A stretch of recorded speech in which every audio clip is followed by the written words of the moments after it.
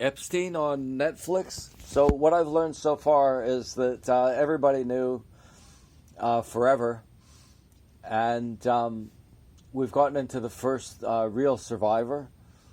Um, but yeah, I don't know how old she was. I think she might have been actually underage. And what happened was is that her family sold her to Jeffrey Epstein.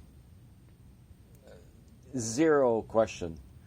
Everybody knew what he was doing, and then the next thing, he's offered this young woman a trip to Thailand and Vietnam, and people don't know what's happening.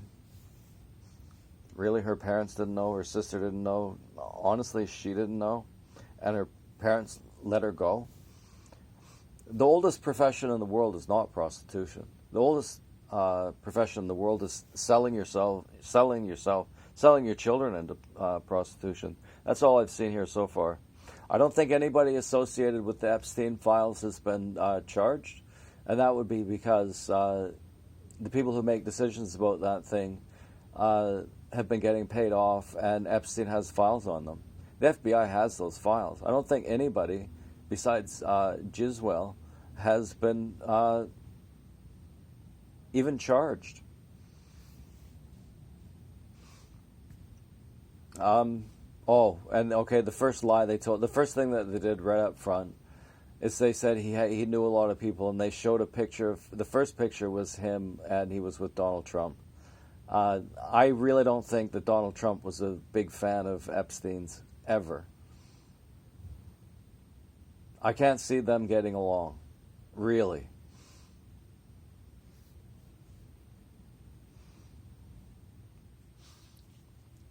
So next thing up is Giswell is saying to this girl, "If you ever had a massage, or you're so lucky you're going to get a massage." I don't think that young woman had any way to get out of there. They're on a ranch out in New Mexico someplace. Boy, nobody would hear you scream from out there. That is absolutely for sure. I don't believe that this young woman didn't know what was happening. I think that Epstein was a good-looking man, and she was essentially being offered a lot of money to do massage things with an incredibly good-looking man. Of course, she knew what was going on. It was a good deal to her, and so she took it.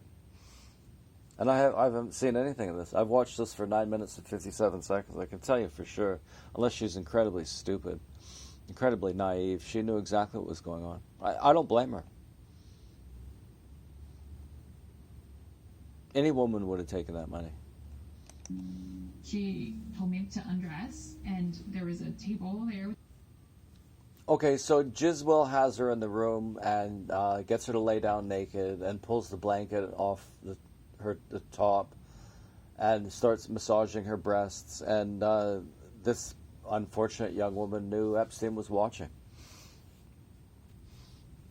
So she actually used the word inappropriate. Okay, the problem with the word inappropriate is that a lot of people have used the word inappropriate in ways that are essentially geared towards just shutting down a person's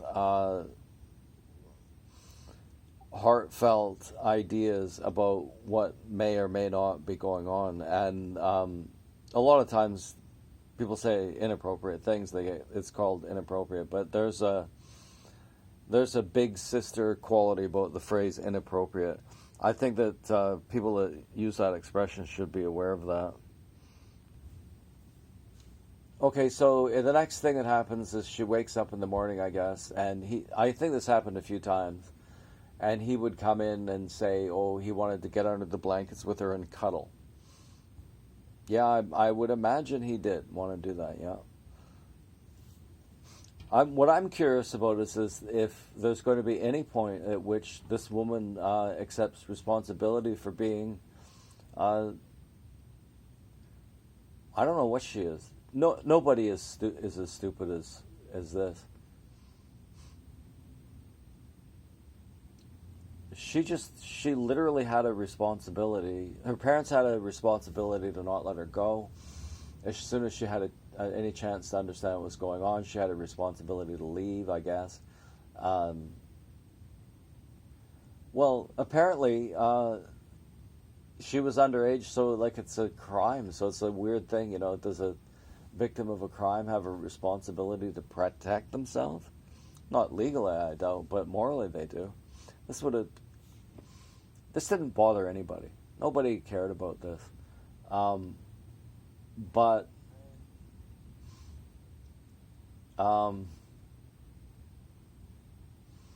it could have caused a lot of trouble, especially for her parents and her siblings.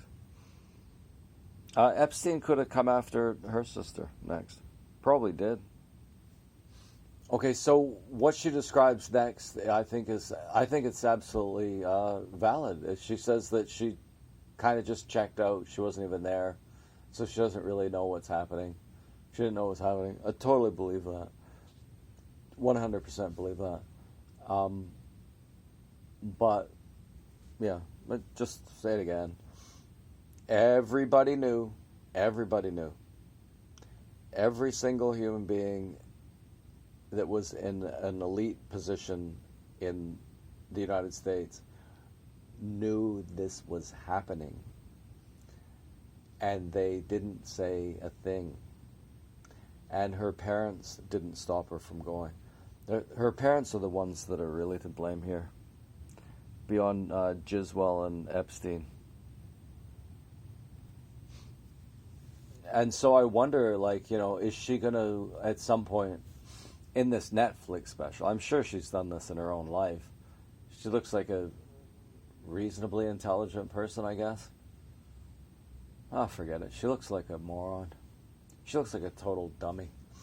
But I'm sure that at some point in her life she asked about her own responsibility in this and the responsibility of her parents. Of course, Netflix wouldn't show that. Okay, so now what's happened is this is like 2 seconds. Now what's happened is she's made an excuse to go to the bathroom, and she went to the bathroom and she kind of shut the door. She kind of shut the door. Like, people have that kind of verbal sort of tick. But the thing is that this one represents something, because nobody wants to make a statement. Like, you can't just flat out say something that you think in a simple and direct way, because that means you're not, I guess, humble enough, right? So it just leaks into the language. It's like the culture is, this giant sponge, and it's like soaking up this idiot fluid that makes us talk like this. I kind of shut the door.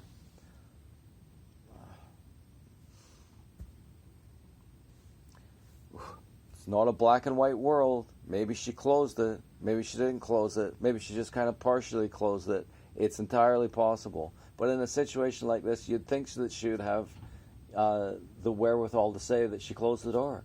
Wouldn't you? Even if it was a little lie. A little tiny lie in there. Yeah, I shut the door. I went in the can and shut the door. You'd think, wouldn't you? Yeah. I haven't watched any more of this. The next thing you're going to get is victim blaming. Yeah, you're blaming the victim. Yeah, I'm blaming the victim. I'm blaming the victim for being a dummy, and I'm blaming the parents for accepting the money. There's a little poem. She's a dummy, and her parents just wanted the money, and everybody knew what was going on, and on and on it goes, right? I doubt that this stuff is slowed down at all. You had the Me Too thing, right? Did that actually make any difference? Maybe at the beginning.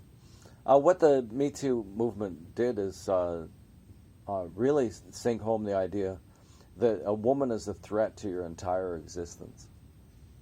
Because if she says you did something, they're going to conclude you did something, and you are screwed. The damage caused by Me Too compared to the amount of good that it did is like it's times a billion.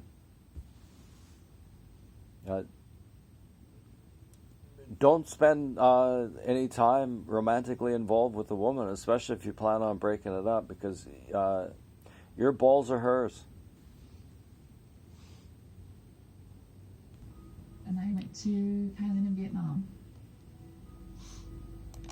Okay, so a little selective editing. What they did was they just showed a picture of her probably when she was about 11, it looks like to me. And so we get the idea that this happened to her when she was a little kid. But actually, then the next shot that we see, she's standing in front of a classroom of kids teaching the word little. And she's written on the blackboard, little is number 1, number 2 is little, number 3 is little, 4 is little, 6 is little, old little Indian boys. It's literally what's on the thing. Old little Indian boys, and then Indians. That's what's written on the blackboard behind her. She looks to me about 17. Could be 15. Could be 18. But what they did was they showed a picture from a long time ago, where it just happened to be a picture. She looked about 12, and now we see her. She looks about 17, 16, 17, and yeah, it's just the normal nonsense, right?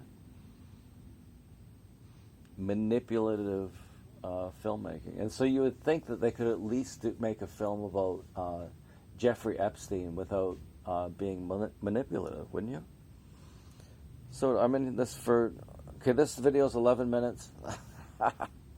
My video here is 11 minutes and 30 seconds, and on the video I'm at 11 minutes and 30 seconds. So that means my commentary is about 10 seconds longer so far, 15 longer than what I've watched. And this is how much absolute nonsense I've come up with so far. Okay, so now the older girl's sister, who I think introduced the younger one to Epstein, has been invited as an artist to New Albany, Ohio. This is 1996.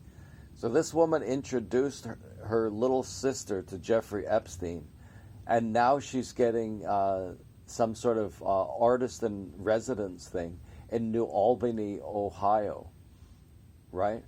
I mean, can this get any more berserk? So the younger one, I don't blame the younger one at all. Almost any young woman would do that if they had the chance.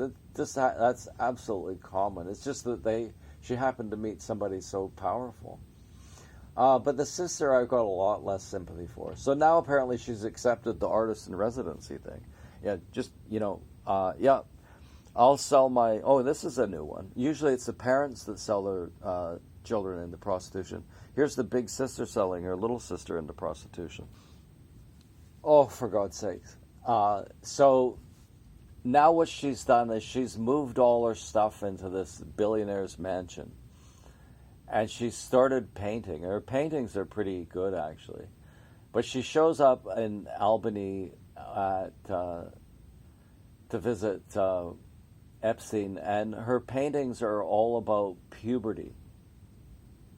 Adolescent puberty. So as I'm looking at this, okay, yeah, that's a pretty overweight 14-year-old, definitely sexually mature, and this is what you're painting at Jeffrey Epstein's house, and nobody's going to call you on this? These paintings sold for a lot of money. I'm looking at the painting literally right now. It's not a bad painting, but it's not an attractive young woman. Not by a long shot.